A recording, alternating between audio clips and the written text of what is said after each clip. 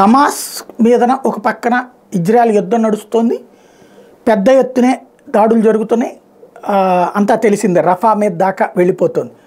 అయితే ఇప్పుడు America, Europe దేశాలు, అరబ్ దేశాలు కలిసి కాల్పుల విరమణ వైపుకి తీసుకొస్తున్నాయి. రేపో మాపో కాల్పుల విరమణ జరుగుతుంది. 40 మందిని వాళ్ళు విడిచిపెట్టాలి, 400 మందిని వీళ్ళు విడిచిపెట్టాలి.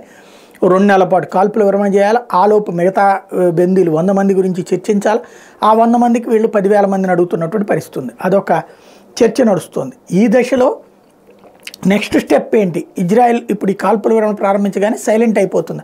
క్రిందసారి కూడా కాల్పుల విరమణ ప్రకటించారు, కానీ రెండో వైపుల కాల్పుల విరమణ జరిగిపోయింది.